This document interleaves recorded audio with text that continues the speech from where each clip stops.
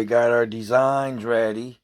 As you see here, this is a simple spiral. We put it on top of a colander. Then over here we did a scrunch. Put it over top the colander. Because once the rain comes down and hits it, we want it to run through. We don't want it sitting in the muck.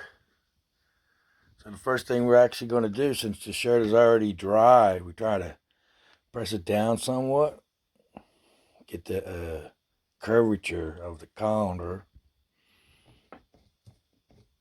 And then we know since it's so dry, there's no soda ash in it. We have to squirt some water on there.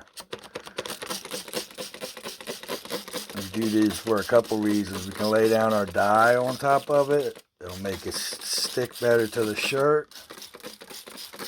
Or if we were doing a liquid dye, stop it from repelling off and soak more into the shirt instead of rolling off, soak down in there. Now, like we do right now is we got a bottle of our soda ash. We made a mixture of 1 cup soda ash, 1 gallon of water. Put it in this squirt bottle. We're just going to start applying it to the shirt a little bit. Let it soak through. And then we'll start applying the dye on the top. Come over to this one. I like to put a little bit more on the outer edges because the shirt's more thicker there. You can see by spraying it, it wants to absorb more down into the shirt instead of rolling off. So we got our soda ash applied.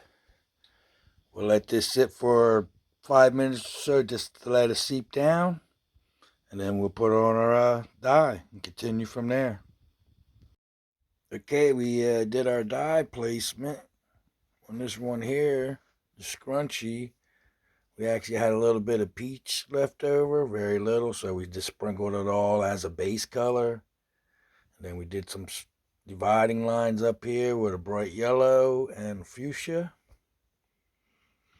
Then this one over here, our swirl, we actually did a hot pink, lavender, a plum, and the classic ultraviolet. They're pretty much ready to go outside. But like what we'd like to do first is just lightly sprinkle it with some more soda ash.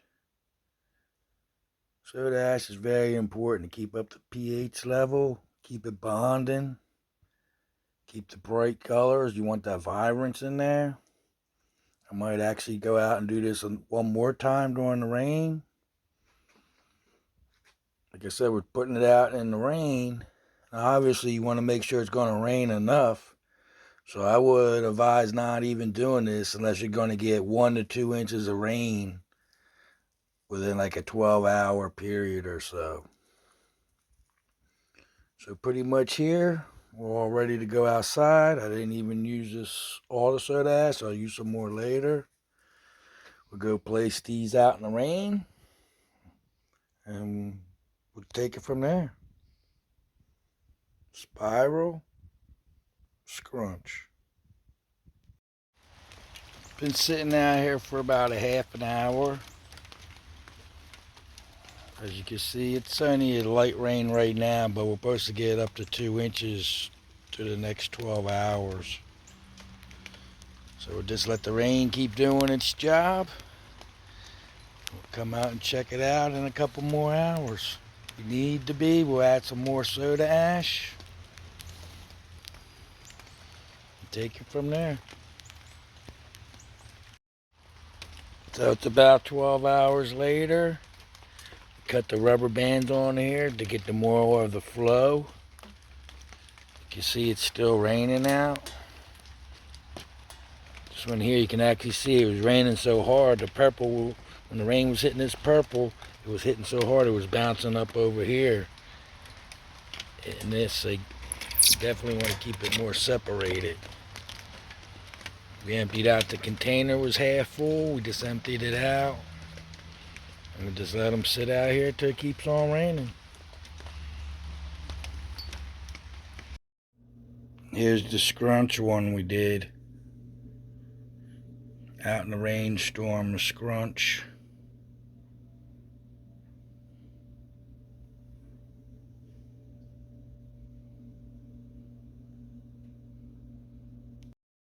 Here's one of the shirts we did out in the rainstorm. Turned out awesome. Nice feathering coming down here. This is actually a 4X. Got some nice cut over here in the colors. Came out awesome. Like I said, you want to do this, you need at least an inch or more rain within like 12 hours to make it really work. If you don't get enough rain, you're not going to get that saturation.